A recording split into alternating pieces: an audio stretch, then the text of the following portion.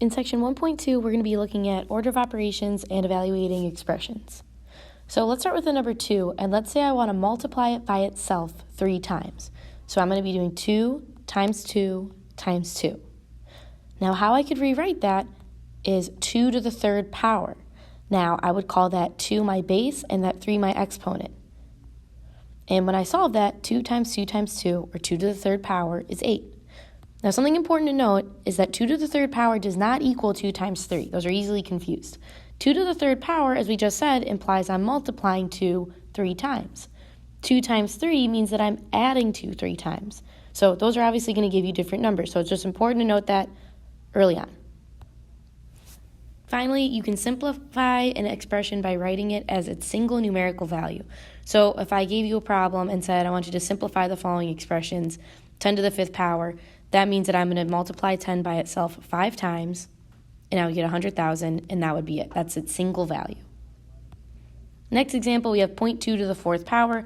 I would just use my calculator here. Again, I'm doing 0.2 to the 4th power, not 0.2 times 4, and I would get 0.0016, and that would be it.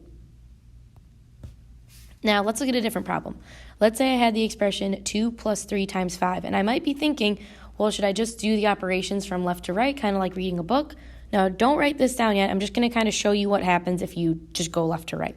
So if I went left to right, I would do 2 plus 3 first. I would get 5. Then next, I would times by 5, and I would get 25. Let's see if I would get the same answer if I went the other way. If I started with 3 times 5, I would get 15. And add 2, I would get 17. So clearly, those don't give me the same answer. So the order of operations clearly matters. And a way that we remember what to do first is we use PEMDAS. So it's just an acronym to tell you like the order of steps you should do.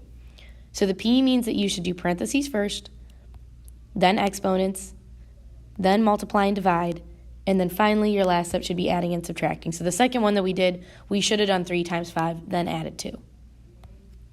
Another thing to note, multiplication and division can happen in the same step, and then addition and subtraction can happen in the same step. So let's look at a couple examples. I want to simplify the following expressions. In example 1, I have 6 minus 2 to the 3rd power divided by 2. So again, let's look at our acronym. P means parentheses. If I have any parentheses, I'm going to deal with that first.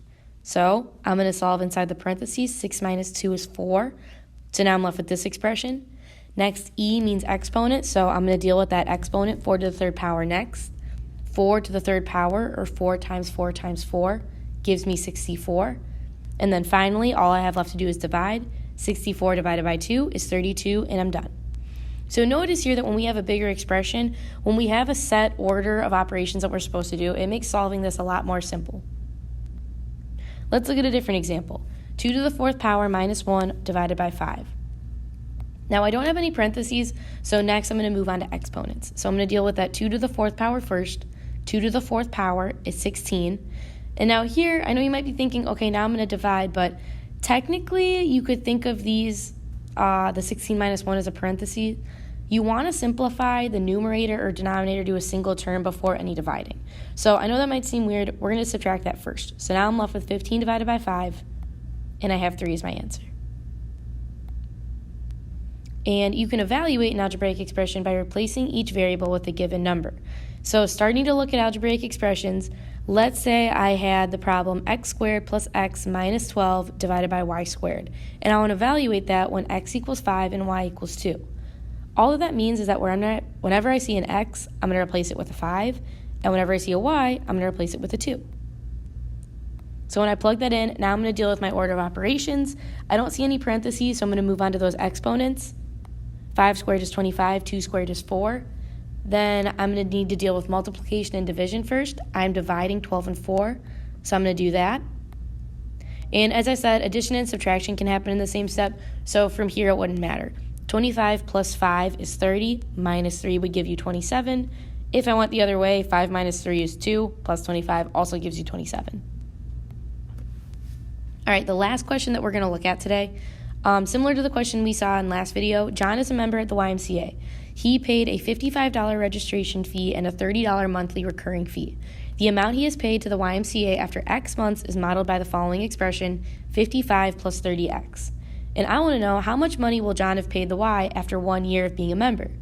So something to note here, 1 year, I'm not replacing X with 1, because remember, the X represents months. There are 12 months in a year, so I'm going to replace X with 12. So now I'm going to solve 55 plus 30 times 12. Plugging that into a calculator, I would get 415. So John, in 1 year, had paid the YMCA $415.